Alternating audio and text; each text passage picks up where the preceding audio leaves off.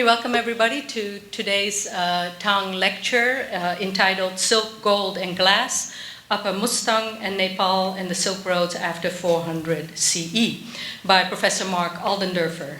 It's great to see so many of you here. I do wonder how long people will feel confident in attending large events. We have quite a few coming up, so it will be interesting to see. Personally, I'm starting to regret my predilection for horror movies about viruses, because now that's in the back of my mind all the time. So this year, the Tang Center is focusing on exchange networks that are often ignored when talking about the Eurasian trade routes, more commonly known as the Silk Roads. In fall, Michael Fracetti gave the annual Tang lecture on the archaeology of the Eurasian grasslands, and several scholars in our monthly colloquium series have talked about the intersection of oasis settlements and mobile pastoral communities of Central Asia. So in this regard, I'm very pleased to also welcome Mark Aldenderfer, whose research focuses on the trade networks of the high altitude regions of the Himalayas and the Tibetan plateau, in particular high elevation Nepal. A trained anthropologist, his most recent appointment was as Dean and Professor of the School of Sciences, Social Sciences, Humanities and Arts at the University of California, Merced. Although I'm pretty sure that Mark would prefer to be identified as an archaeologist or anthropologist, his work is well known in the fields of Tibetology and Buddhist studies. So to do justice to Professor Aldenderfer's work more broadly, I have asked Alexander von Rospat, Professor of Buddhist Studies and South Asian Studies at UC Berkeley, to do the honors as much of Alex's work centers on Buddhist ritual traditions of Nepal. So first, please help me welcome Professor Alexander von Rospat. Thank you, Sanjot, and thank you very much, Professor Aldenderfer, for coming.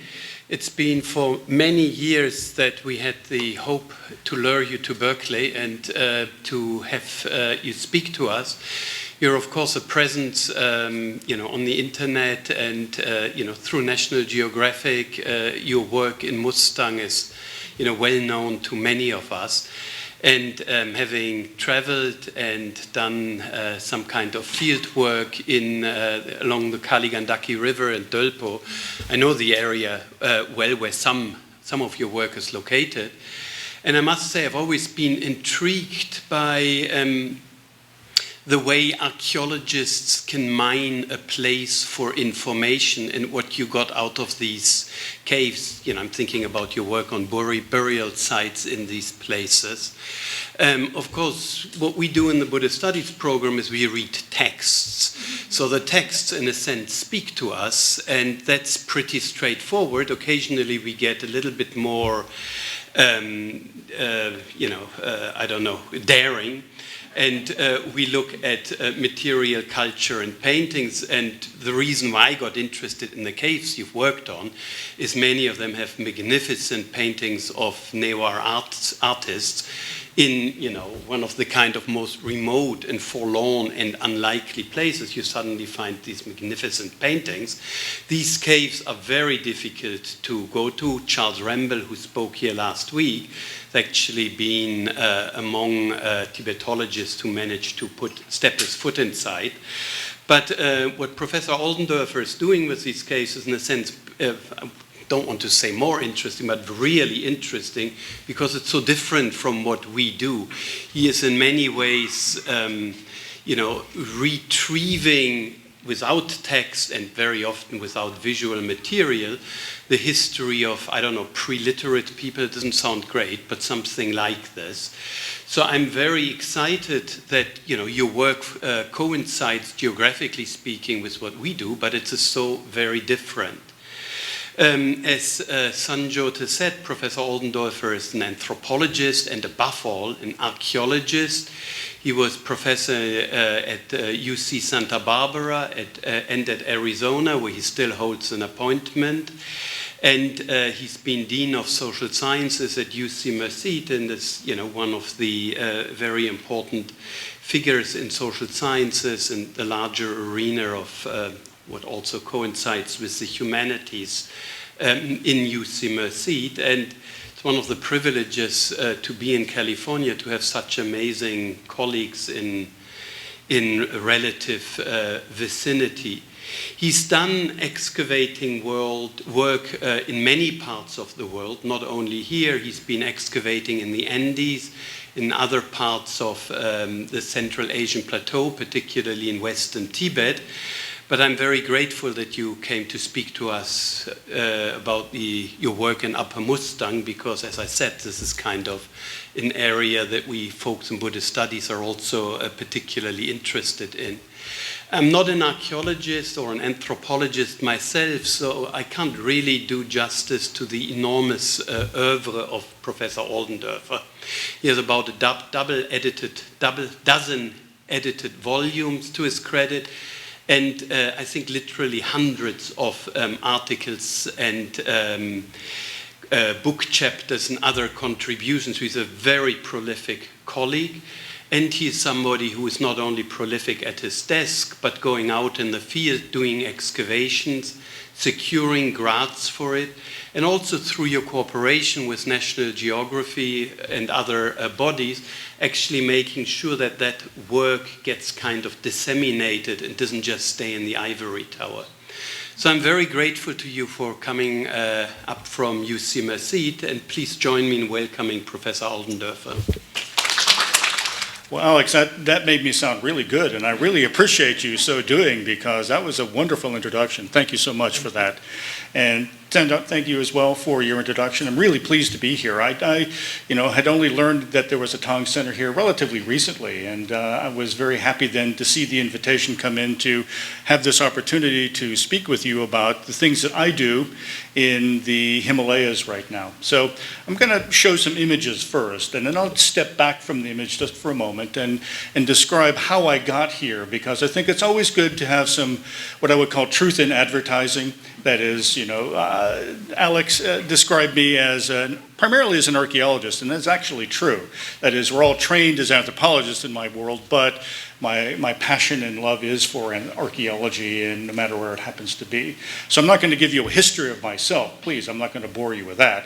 I am going to give you a history, though, of how I got involved in this particular project, and show you then how it morphed away from what the original project was, and still working on it, as for that matter, but also how this part of the work has become prominent in what I do in the last 10 years or so.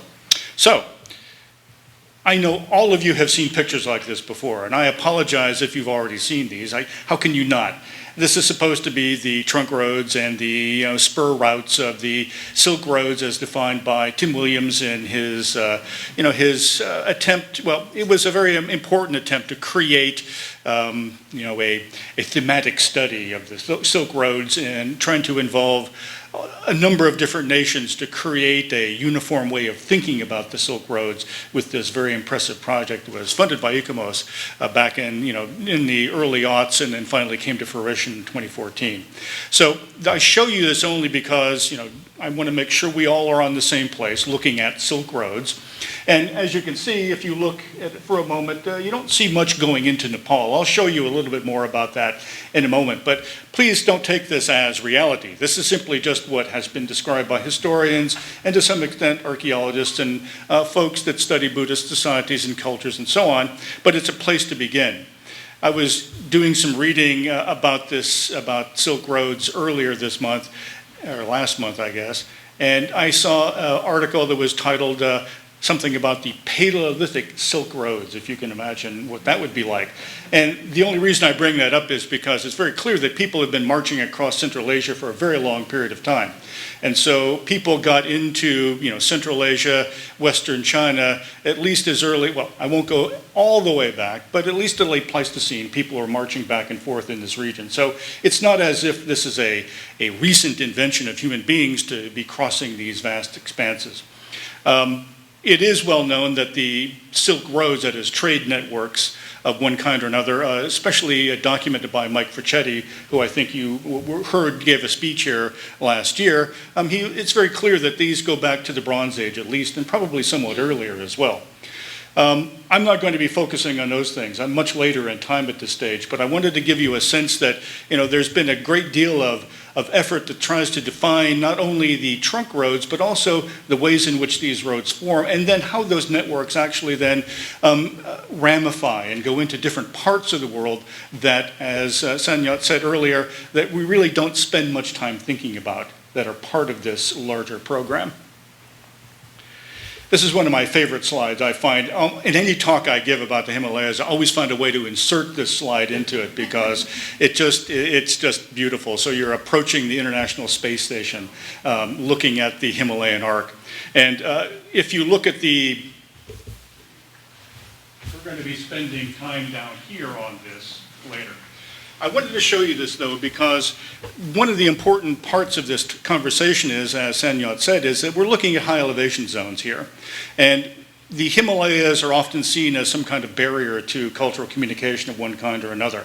But in fact, they also serve as channels for that communication and actually foster it in different ways.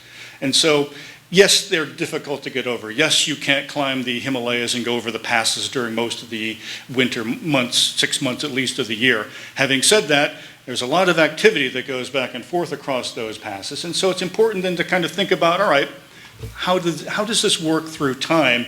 And especially then, part of the theme is to look at these in the context of the Silk Roads. Now, before I go any further with this, so let me give you a sense of why this project started and what it was really intended to do.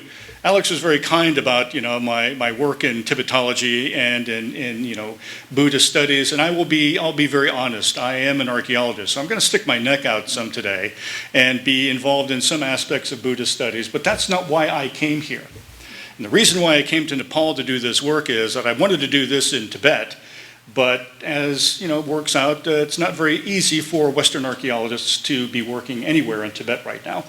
And so the next best destination was to consider working in high elevation Nepal, which is right on the border. And the original impetus of the project, and it still is part of what we do, is we're looking at the initial settlement of the Himalayas. That is, we're looking at when did people get here first? Where did they come from? When did they get here? What kinds of biological, genetic, and cultural adaptations did they have in order to live and thrive at high elevation? And so that's a topic for a different talk, and that's not what I'm here to talk about today. But that got me here. But then, as Alex said, we find all sorts of things that are much more easy to work with in some sense because they're much more obvious. Finding the original inhabitants of this part of the Himalayan world is not an easy task, as you might understand.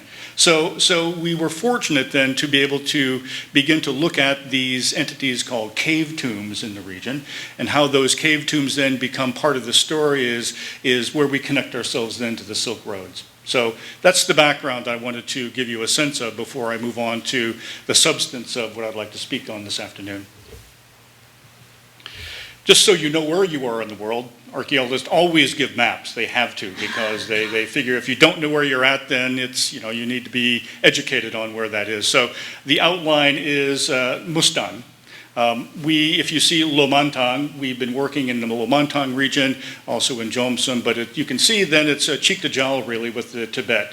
And just to give you a sense of the initial peopling, we think it's very likely that the initial peoples were coming down from the Tibetan plateau at least 3,400 years ago, if not earlier. But we have real empirical data on that. So this is where we are. So I promised you I would show you now something about Nepal and something about silk roads or trunk routes that are supposed to go through this. And again, this is from Tim Williams' study that I mentioned earlier. And as you can see then that there are those purple trunk routes that are going through the Gangetic Plain. And if you look then at where they go, they then penetrate northward into the Tibetan Plateau. And so he identified 3 of those in this instance, but I think it's safe to say, if any of you know Jason Neelis's work, it's very clear that there are networks of roads all over the place in the Himalayas.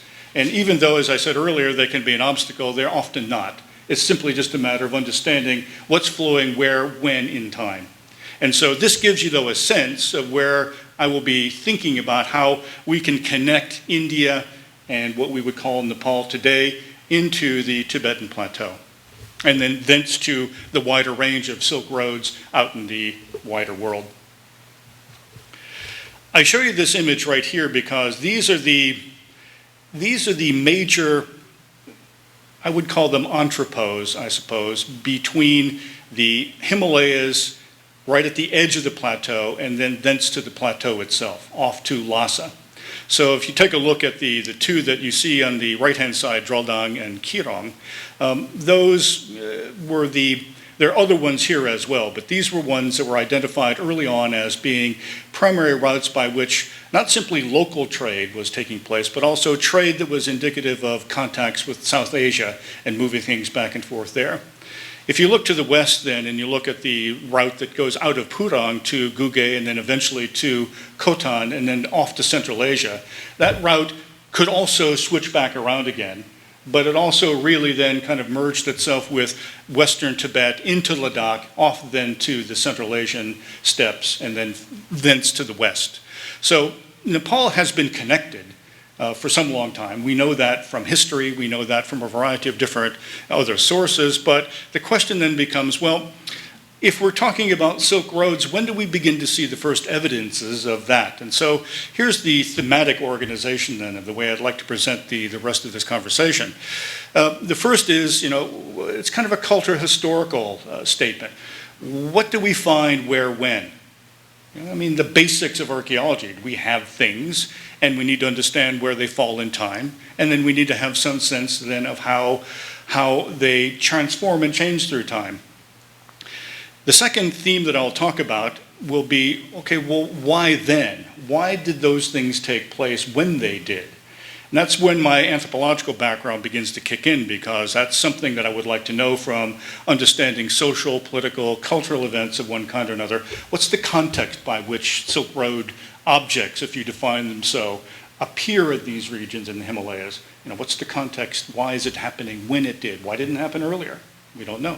Well, and then finally the last theme, which is really where I'm going to be sticking my neck out, because I know there are students of Buddhism in this room, and I apologize if I fall all over myself with my commentary, but I'd like to talk a little bit about the appearance of Buddhism in this very high valley of the Himalayas. It's not as straightforward as you think it might be, and so I will be talking about artifacts that we have recovered in our studies of some of the cave tombs that give me an idea about something that's a little bit out of the ordinary, I would say, about the appearance of Buddhist thinking in this part of the world. So I'm perfectly happy to take your critiques and comments and,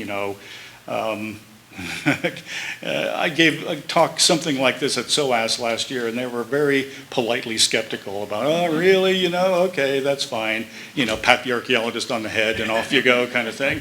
But, there's something going on here, and so I give this talk in the sense of, I hope that if I get criticism, I can find a way to use it effectively, because this is different from the narrative that we often read about then, about where Buddhism comes from and how it appears in the high Himalayan valleys. So with that background, keep my themes in mind, and now we're going to launch into where we're actually doing this work. So the red dots are the archaeological sites that we have been working on for the last 10 years or so. Not all of these have been excavated by my team. The site of Mebrak has been it's a very important find that the material just got published literally 2 days ago. And it's a magisterial volume about the research that was done there by two different, one of the Nepali German teams that worked there back in the very early 1990s. So it just finally is here. The site of Chokapani was excavated some long time ago by mistake. It was destroyed by looters. The sites of Riri and Kyang and Sam Dzong, and there's a few other sites on here as well that I won't mention. These are all part of the project that we were looking at to try to first think about those early peoplings, but then became very much concerned about Silk Roads and the artifacts and Buddhism and all that we find in them. This is an image of the cave tomb at Mebrak, and this was again done by that German Nepali team. And the reason I show you this image is to give you a sense of, we have a pretty decent idea about what trade and exchange looked like in Mustang before. We know from about 3,400 years ago to about 100 CE what trade looks like. the data set is small. We don't know as much as we would like, obviously. But in any case, we have some information. And the way I would characterize this exchange, and I'm now going to talk about both ideas as well as artifacts, is that the trade prior to 100 CE was mostly southward facing. And what I mean by that is that things were produced locally, certainly, pottery, woolen objects, things of that sort. But most of the material culture that people used to cook their food or to bury with some of their dead came from the South Asia somewhere. Someplace in northern India would be my guess. But there's also this connection that goes off to the northwestern Himalayas. And this is something that we'll see again later on when we begin to talk about some of the ideas about Buddhism and where its appearance comes in this region.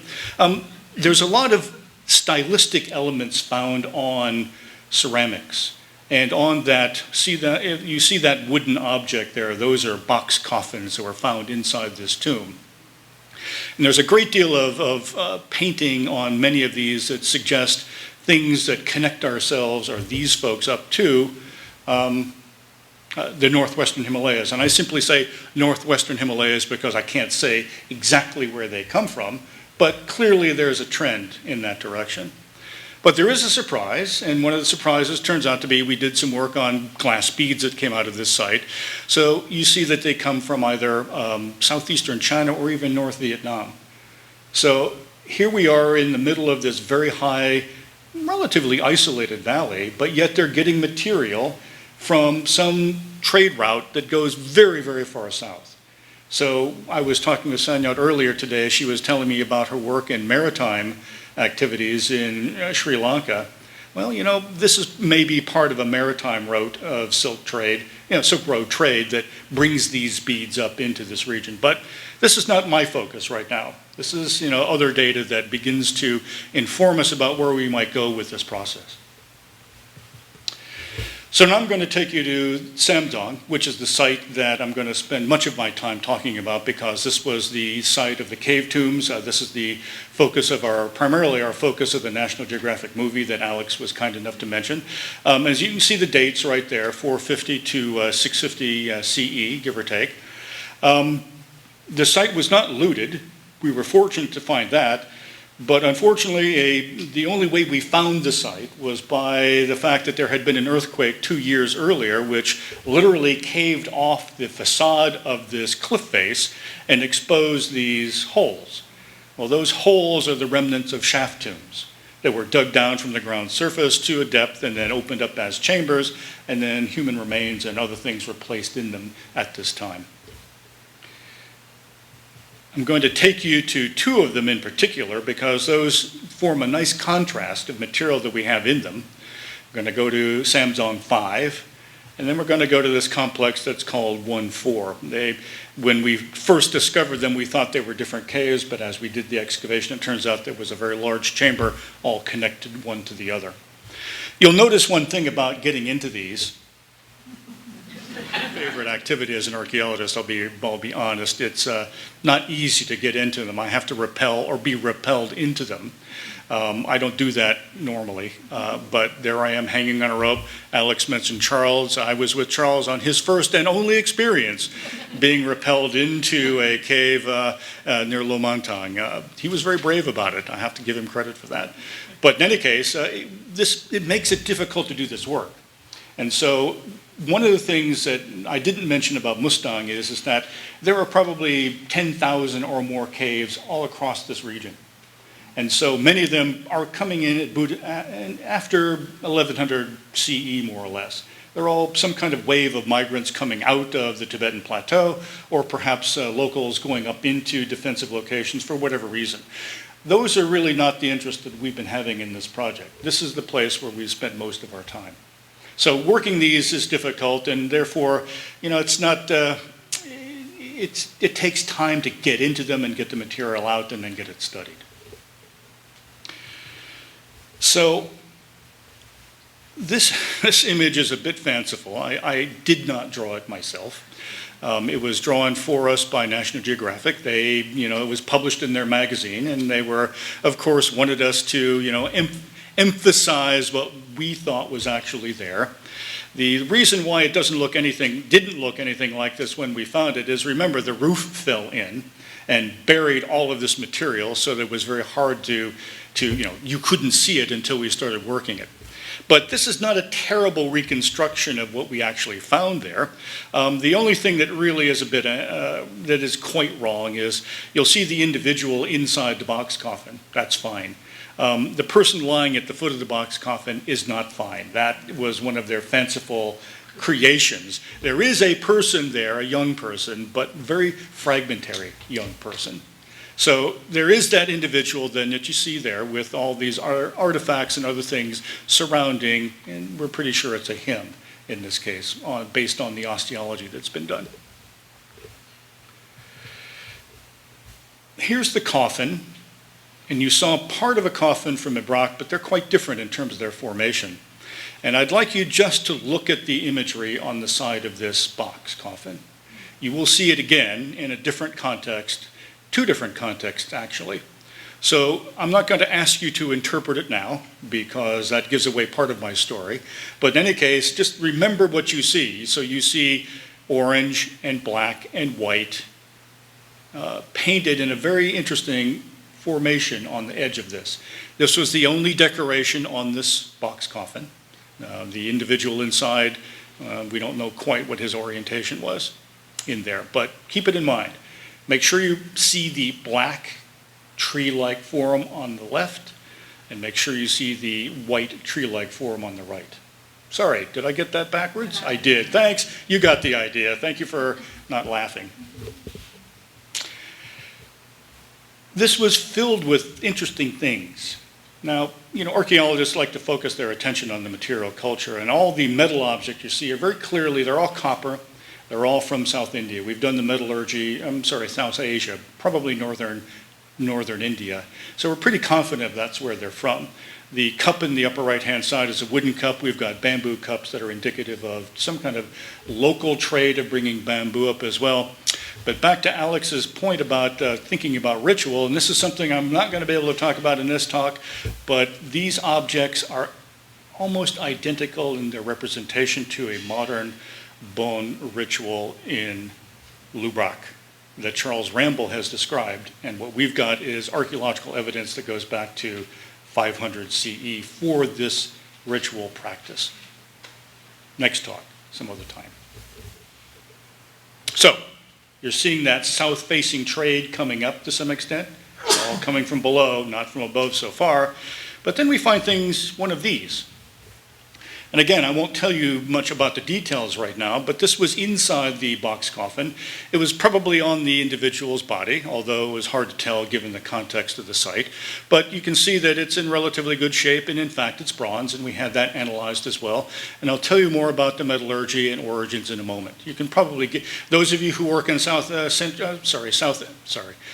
wrong continent. Those of you who work in Central Asian archaeology probably have already seen something like this, no? But those of you who haven't, you'll just have to wait for the surprise, okay? One thing we did find, though, are thousands of glass beads. I mean, thousands of glass beads. And you can see in this particular case, some of them are attached to some fabric that was also from the site. The oxidized copper is binding them to some of that as well, so you can see them draping down. You can see literally we had to sift through tons of dirt to find all of these tiny little glass beads that are here. And I'll tell you something about those glass beads in a moment, but we had many, many of them in this site. This is interesting. And the analyst who looked at it said, and I'm not going to, again, all the surprise will come in a moment. She said, I am so grateful for you to show me this because I've never seen anything quite like it. Now you're looking at this going, really? This is just, a little scrap of cloth. Yes, it is, just a little scrap of cloth, but it's an important scrap of cloth that is part of our story. The red is actually cinnabar that's colored this cloth. And, the origin of that cinnabar, we really don't know where it is. There are mines we understand in Western Tibet, but in India as well. So where that comes from, I can't answer that right now. This was the big find, though, of that particular season. And there was this mask that was inside the box coffin, and it was likely to be on the face of the individual. And if you look carefully at the mask, you can see that it's made in the repoussé technique. It was then, it was flattened out, hammered over some mold, so the nose is actually sticking out at you just a little tiny bit. And when we first discovered it, I'd never seen anything quite like this, because most of the work I have done in the past was all about stones and bones. And so I'm looking at this, what is this material? Well, it turns out to be, after we'd had the metallurgy done, it's a composite of gold and silver. And so the gold is obviously on the outside, and the silver then is the backing of the mask itself. So when we found this, there had been nothing like this discovered in this part of the Himalayan arc. You'll see some other examples of ones like this, though, from other parts of Central Asia. So this won't be part of this conversation in this lecture much, but do you see anything on the individual's right cheek? I have a graduate student who had to convince me that what is there is actually there. I was super skeptical of what she told me. Which cheek do you mean? Right cheek. His right? His right cheek. His right. It's a he, I think, in this case. If you look really carefully, it's really faint, it's really faded. Oh, you saw it. You saw it right away. Yeah. See, it took me 10 years to really believe that that was a swastika on the face. Right here. There's one, it goes like this, and then this part up here. Oh yeah, it's there. I mean, now I'm convinced. Different talk at this point. But here it is in this tomb at roughly 500 CE. Now, it's not necessarily indicative of Buddhism, but it certainly has a relationship to other contexts of Indian cultural background as well. But I really am not going to make a big emphasis on this today. So that's pretty much Sam Dzong 5. That's the kind of material that came out there. It's fairly lush and elaborate tomb, no? In contrast, this is the kind of thing you find in Sam Dzong 1.4, that is, that other set of chambers I talked about. This is only a small sampling of the objects that come up, but up in the upper left-hand side, projectile points of all different kinds, all made out of iron. The upper left-hand side of the image. The upper right-hand side, that's horse tack. We have buckles and we have everything you can imagine that would go along with riding a horse, and you can see down there, there's part of the saddle of the horse as well. That is that wooden part of it, that bow-shaped item. We also found some wooden platforms and beds and things like that. But the point I'm getting at here about Sam Dzong 1.4 is that in comparison to Sam Dzong 5, this is a rather quotidian set of objects. This is more about other people that are found rather than that single individual buried inside the box coffin in this site. So we've got a very nice contrast then between a relatively higher status individual and a very large number, about 100 other individuals buried in all of those other tombs that you saw me point out at Sam Dzong. Okay? Now I'm going to tell you where these things are from, because this then gets us now connected to some extent back to the Silk Roads. So the red dot is where Sam Dzong is. Some of the beads that you saw come probably from either very far southeastern India, possibly from Sri Lanka, possibly from Thailand. So we've had the chemical analysis done, and it's very clear that that's where some of those beads are coming from. No question about that. Some of them come from a little bit further north, from what we can tell, in India as well. But some of the most interesting ones are actually then coming from way far west, from what we would call someplace today, Iran, Sasanian contexts. So some of those glass beads are very clearly from a very distant origin that make their way into this very small, isolated valley in Nepal. More of them coming from that a northerly direction as well. So we've got 4 different sources of glass beads, and very importantly, none of these are local. They don't make beads here. You see the orange arrow kind of coming from the east. Where exactly, I don't know. But when you, oops, that's the object that was so exciting to my analysts. What is that? Turns out to be Chinese silk.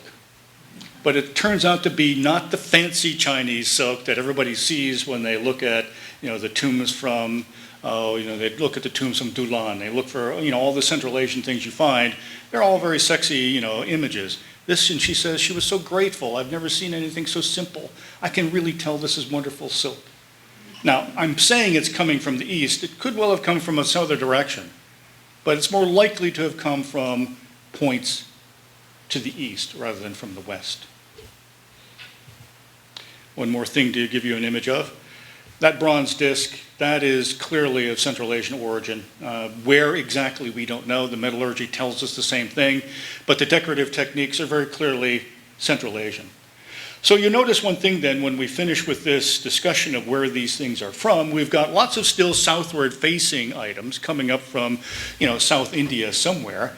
But now we've got real connections that begin to get us to places further west and then further east as well.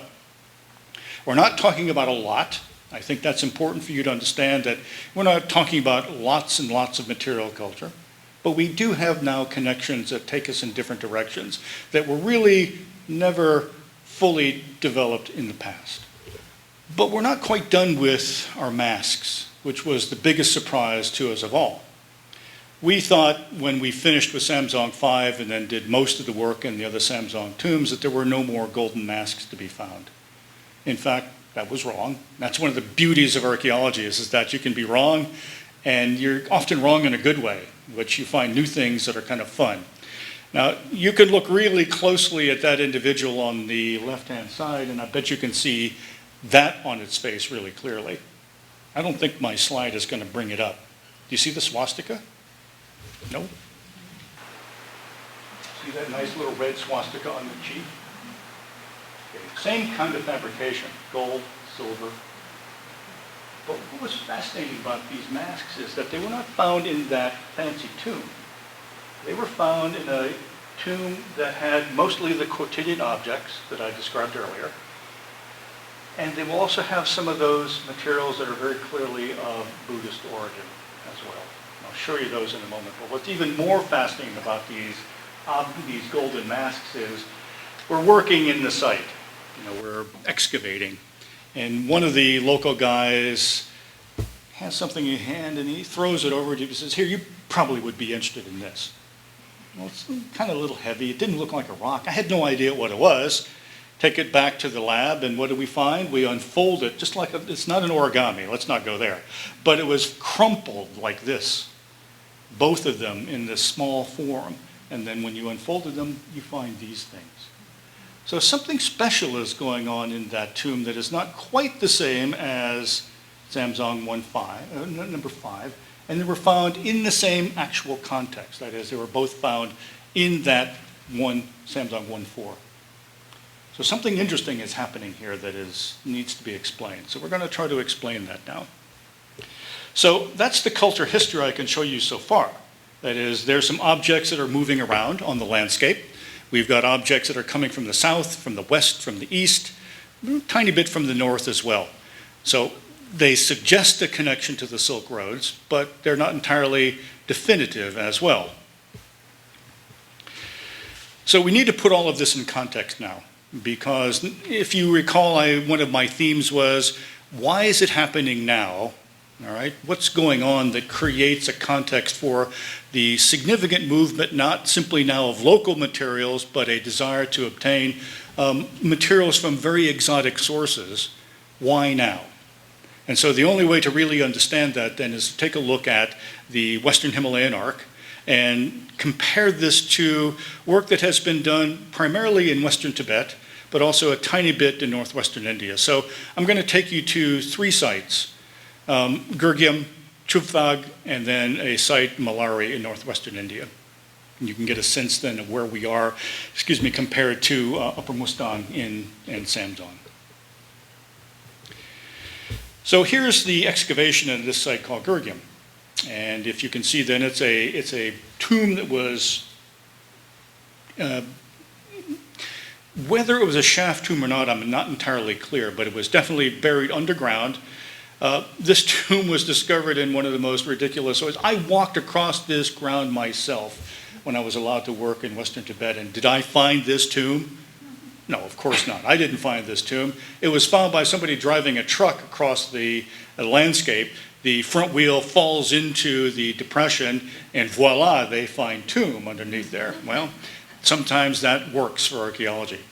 So what you find then inside is that you can begin to see that it's a fairly deep tomb, and you can look very carefully, you begin to see some objects down at the bottom, human remains as well as some animal remains found there as well. But one of the most interesting things that comes out then of Gurgyam is, and keep the date in mind as well, this. Now, before you get too excited, it's about this big. You know, unfortunately, the excavators didn't put a scale bar on there on the image, but I can tell you I've seen it in real life, and it's just a tiny little thing. Our masks were 15 centimeters, so they're real, big size. But you can see the similarities, no? Pretty clearly the same similarities going on there. And you can see then that this is slightly earlier than what we have at Sam Dzong. But we're not done yet. Let's go to northwestern India, the Malari site. This is another one of these, shaft or chamber tombs of some kind dug into the side of a mountain or a hill. And there's the mask that comes out of that as well. Similar to the masks we find in Sam Dzong, but it's about, the dating is not very good here, but let's just call it 100 CE, give or take. So same rough time period, slightly different kind of fabrication, but not terribly different, is it? A little bit more relief is made with the mask, but no painting in this case. So the more spectacular finds that are coming from this site called Chuvthag that has another name, it's called Kuta. And what you're looking at here is you can see the slope. And these are very clearly shaft tombs that were dug into the side of a slope. And what you find when you look at the excavations that took place there, you find they're full of, box coffins of one kind or another. The white is actually, salt deposits from water kind of interacting with the soil in the area. But, there's a number of these that were recovered from the Chuvthag site. And this site dates to about 1 to 200 CE, maybe a little bit earlier in time. But what's more interesting about them is this really spectacular gold mask. Again, scale is not given to us, but this is about 20 centimeters in height. And it's got the same basic features that you saw on the other masks with the relief technique that was made to create them. But what's more of interest to us in this instance that we'll talk a tiny bit about in a moment is that turban. That's likely to be a turban on the individual's head. And the fabric that you find around the edges was probably, this mask was draped over the individual's face as they were put into this tomb. But it's hard to see quite in this image, but I'm going to try to point them out. You see these birds that are facing one another? Okay, this becomes an interesting thing to think about. There's other animals on here as well, but they tend not to be facing much in the same direction, but I like these a lot. There's other symbols on here as well, but let's just keep it where those images you see right there. So pretty interesting then that we've got this complex then in Western Tibet of gold and silver masks, box coffins, all of them slightly earlier than what's going on in Chuvthag, in Sam Dzong right now. Oh, I did bring this up a bit more carefully. What's interesting then, if you go back to those facing birds, is that you take a look at this.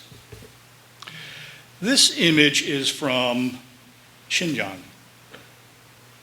And what you're looking at is, this is not the one from Xinjiang. This is from Chuvthag, all right? It's very clearly made of silk. Everybody can see that really clearly. Do you see interesting things on there, though, about facing animals? You see lots of little critters of all different kinds here facing. I don't know how I would interpret them, but there they are here, here. And there's actually Chinese writing on this as well. And it's supposed to say, what does it say? It's supposed to be king and marquise. Well, I don't read Chinese, so I don't know. but that's the interpretation that the Chinese archaeologists have added on to those. And to give you a sense of where something, a very similar object has come, take a look at this then. This is from Xinjiang, Western China, and it's a very similar kind of motif. Look at they're not identical, but they're quite similar one to the other. And then you can see some of the same time frame roughly, 435, 400 CE. And then we've got those relatively similar motifs looking at one another. One of those things that art historian Amy Heller, I think you know Amy, she has talked a great deal about that mask that I showed you earlier from Trubthag. And she thinks that there are some very clear elements of what you would call Sogdian art motifs in that, Sogdian being in the modern country of Iran. And so clearly there is a connection now that goes westward from these Western Tibetan tombs. We don't quite see it in Sam Dzong yet, at all really, but we do see now a connection that goes simply, now we're beginning to see more ample connections, but different directions. Oh, there's our umbel fabric though, just to remind you that we did find some Chinese silk, very crude, but there it was. Now, why? What's going on here? Here's one more image that I need to show you that puts part of this in perspective about what's going on with Western Tibet. How does that articulate with Sam Dzong? How does this articulate then with the wider Silk Roads? Back in 2016, Chinese archaeologists working on Trubthag, that site, discovered, fairly amazingly in that context, tea. And the image up in the upper left-hand side of the image shows, forget about the things on the right. They were trying to make a comparison between tea in China and what it looks like in that context. They found it in China, but they found block tea, like you can see F and E, in the tombs at Trubthag. And their explanation clearly is what? Well, this is coming across what they describe as a route that connects off to the Silk Roads. So it's coming clearly from China. We didn't get any tea, though, in Sam Dzong, did we? Sadly. But yet, we're almost ready now to put it into the context of why now. Because now you're seeing really significant trade coming from the east. You see a little bit coming from the west. We are connected to the Silk Roads, but in a desultory fashion in one sense. So why now, though? Well, here's why, I think, now. Shangshung. I don't know if many of you know about Shangshung. It's also spelled with S's, but Shangshung is a polity that existed in Western Tibet. The dates, you can see the area. This is Karl Reiweg's map that describes this. You can see that there's Lake Kailash there. You can see Tsaparang, which is further to the west as well. And those yellow boxes are supposed to be polities that are part of this Shangshung polity. Well, Shangshung was thought to be, and it was in fact, at least according to historical research, a major rival of the nascent Tibetan Empire. And in fact was conquered by the Tibetan Empire sometime after 625, 630 CE. So in other words, when the Tibetan Empire forms, it eventually goes westward and takes over in some fashion Shangshung. And so we've done some work there. I was actually able to work on this particular project, but the dates are really important here. What I think is taking place in this part of the world right now is Shangshung is actually rising to some regional prominence. And what that regional prominence means for people living in its orbit is that they're beginning to obtain objects that are coming from both west and east. Some of that material actually dribbles into into Sam Dzong at some point, but not much of it. Some of it does, and the reason why I think it's dribbling in there is because of the inhabitant of Sam Dzong 5, who had to be some kind of local elite. So there is material coming in from west and east and north and south. The bulk of it seems to be going along that southern route that was identified by others as being one of the lower trunk routes of the Silk Roads. But for the most part, it bypasses Sam Dzong. I'd like to mention a few other things now about other regional connections that then begin to become interesting to us as well, that provide a different directionality now of some ideas that might be part of this conversation. I don't know if some of you have seen this mask from Boma. It's, in Xinjiang, and you can see the dates, 450 to 500. Sorry, that one says AD. That's an old slide, obviously. But in any case, it has similarities now to the material that we've seen already in gold masks from the region. But now we're all the way in Western China, that's well above the regions where we are working when you're looking at Western Tibet and then Nepal. Now, have you seen this fellow? Look at the fellow's face. What do you see on the individual's face? You've got those funny trees. Well, I called it a tree. I don't know if it's a tree or not. But you've got those, if you recall, that was on the box coffin at Sam Dzong, no? Now, we don't see these on the coffins in Western Tibet or northwestern India, but we do see it in Sam Dzong. So here's a connection that was very much unanticipated. Now we're looking at Kyrgyzstan, and about the same time frame as well. Interesting. There's our box coffin, just to remind you, yes, indeed, we did find that. Then there's one more thing I want to point out about another connection that goes now up into Xinjiang about that. Another box coffin from Xinjiang. This is, and I didn't get a good date on this, but what element do you see? You see I call it the X motif. Forgive me if you're not Marvel fans, X-Men, X-people. If you look at the ceramics from Western Tibet, you look at a variety of different objects from this region, many of them in our world have X's inscribed on parts of the pots and things like that, as well as on these coffins. Go back and look at our box coffin again. Now I ask you to look at more carefully what's on that. So you see the X motif, no? What else do you see, which we don't see anyplace else? Sorry? Swastika? There's no swastika on this one that I can see. Well, there's oh, I see. If you look in the upper left-hand side, do you see something that looks like a head? I guess I better help. Head, body. Well, what do you see here? Head. It's a person sitting on what I think is a horse. But then you look down below, you see the horse down below in white, but the rider's gone in this case. I don't know what that means, but I want to point out to you that it's definitely got these connections in it go very broadly, not simply now to clearly northwestern Himalayas, they also go around what would be Silk Roads into Xinjiang, and by what modality they come down, either from the north into the west and then down back into the south, or back around the other way from northwestern, from something like Dunhuang, then back down to Lhasa and back down to our zone. I have no idea how they get there, but we've got the connection now, don't we? So you can see then that there are certain things that connect us more widely to Silk Roads. They just tend to be tenuous and not necessarily in large numbers. I do think the appearance of much of it is, at least part of these materials, is due to the rise of Shangshung, but that's another topic to be discussed later.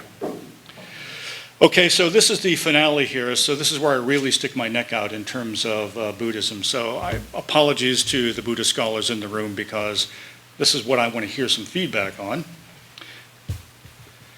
This is, of course, the thematic narrative of how Buddhism spreads, right? It starts in northern India, and then it goes around to Afghanistan, it goes into beyond, up into the Silk Roads, right? Then it comes back around again and moves around. It eventually ends up in Tibet. It goes into all the other places that you see right there. What you don't see here is, of course, where it connects to Nepal. Nobody cares about it, and in fact, it's never really been discussed in any significant way. We do know there are plenty of Buddhists in the Kathmandu Valley at 400 CE. No question about that. But they don't seem to be making any moves to go up into the highlands. That's simply not part of what we see in terms of any spread of anything that looks like Buddhism in this region. It's just not happening. Okay, well, where is it happening? Well, let's take a look at a couple ideas. So one of the sites then that appears in Upper Mustang about the 10th century, the sign on the building says, well, it came in here. It was a contemporary of the construction of the Samye Monastery in Tibet that would be in the late 8th century. I don't think anybody really believes that. It's supposed to be that Guru Rinpoche was the fellow who came through and decided needs to be a monastery here because we need to tie down the demon of Tibet on the plateau. I think this really dates to the 10th century, and all the survey work that we've done so far really suggests that at least in terms of ecclesiastical Buddhism, that is the formation of monasteries and other sorts of more elaborate structures on the landscape, they're relatively late. Comes in with perhaps the second diffusion of Buddhism, I don't know, but at least you see this. So that's not quite where we need to go. We need to go here. Oh. What's this? This came out of Sam Dzong 1.3, and very clearly dated, no questions asked. The tomb is sealed at 650 CE. That is, it doesn't get reused again. It didn't get used before that. We've had a really significant suite of radiocarbon dating. But what do you see? Well, it's hard to interpret exactly what this is, but if you want to go there, you've got a seated figure it's likely to be a Buddha. You've got bodhisattvas flanking the individual on both sides. This is an object made of clay. Sorry, the scale got missing here. It's about 15 centimeters in height. It's not broken, so in other words, it wasn't thrown into the shaft tomb at some point, because if it had been, it would have landed there and broken into pieces, because it's unfired. So you can see the individual then is sitting on something of a throne, or a platform anyway. Let's not get too fancy. And then if you look carefully, there are little figures that I'll come back to in a moment. But as I say in the TV commercials, wait, that's not all. Now, that is a chorten, a stupa. And what you're looking at is the stupa coming out of the mold. The way you make these is that you create a mold and then you stick the clay into that. You get the form of the stupa on top there. And then on this particular case, the bottom, that is the part where it was stuck into the mold, was not taken off. Where does that come from? It comes from Sam Dzong 1.3, 650 AD. But there's still more. This is one of the more problematic artifacts, but, look at it carefully. It is, if you look really carefully to the bottom right, I see an ear. And if you look really carefully on top, which is really not hard to find, you see what appears to be a top knot, Ushnisha. Now, I'm speculating, but it looks very much like that. And where does that come from? Sam Dzong 1.3, 650 CE. So now we've got one item that I will call now, we'll go back to this one for a moment. It's a very large tsatsa. It's some kind of reliquary item that goes into, it's made by Buddhists of all kinds, Tibetan Buddhists in particular, as well as Indian Buddhists. They made them frequently.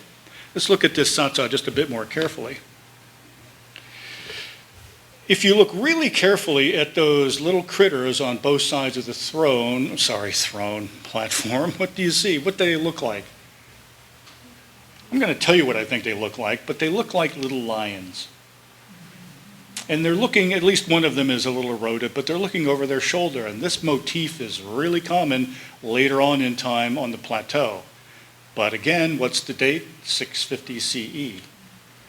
And if you look carefully then at comparisons, comparative if you like, of what this could in fact look like. And Amy Heller, I'm kind of sticking her neck out at the same time I'm sticking my neck out on this.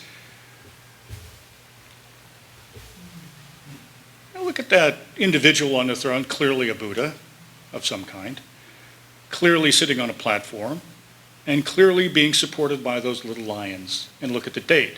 It's 7th, 8th century CE it's said to be from Swat. Where's that? Well, it's in the it's in the northwestern Himalaya, up that direction I pointed out to you earlier as being one of our idea connections in the past. I'll give you another example as well. Here's 6th century Gilgit. Again, a seated Buddha with lions supporting the frame. Now, how do we explain these items? I don't have a good explanation for why they're here right now. They're clearly not from They clearly don't derive from the Kathmandu Valley. They clearly do not likely derive from the Tibetan Plateau because it's too early for Buddhism to be there yet. Buddhism is really not there yet until well after 650 or so, when the Tibetan Empire coalesces and when Songtsen Gampo invites Buddhist scholars to come and debate about the presence of Buddhism on the plateau. So they're clearly coming from northwestern Himalayas. How? Good question. I'm confident in the dates. I don't have any question about that. How they're getting there, they could be Buddhist missionaries. They could be, there is a diffusion in the early parts of the 100, 200, 300 CE of a cult of the stupa that is passed around in Buddhism that begins to focus much of the ritual attention on that chorten, that stupa I showed you. Could be part of that as well. What I would suggest is that these are really representations of very humble Buddhists. These are not ecclesiastical Buddhists. These are individuals that have obtained objects like this. I don't even know how I should be calling them Buddhists. They simply they're participating in a network of objects that do have a relationship to Buddhism. And whether or not they actually practice is a different story altogether that I can't answer. So, why are they here now? I think they're part of this larger diffusion of objects that are stimulated in great part by the Shangshung polity. But these things wait for further discussion at some stage. So with that, what I hope I have shown you then is that we do have connection to the Silk Road in the high Himalayas. They're relatively tenuous. They're not particularly strong, but it's there. The contexts tend to be primarily about bringing in objects that are important for local elites in many cases, or as part of a wider trade network where some of the material then is siphoned off and filtered into those valleys. Clearly, we need more valleys to be looking at. Doesn't every talk end with, we need more research on this topic? Well, of course we do. We've got one valley in the Himalayas we've talked about right now, and who knows what we're going to find in some of the other ones. So with that, I'll simply say thank you to all of these people who've given me all this money, and then I say thank you for bearing with me on this conversation this afternoon, and hopefully you've learned something about how the Himalayas, in some sense, interacted with aspects of the Silk Roads. So, thanks very much.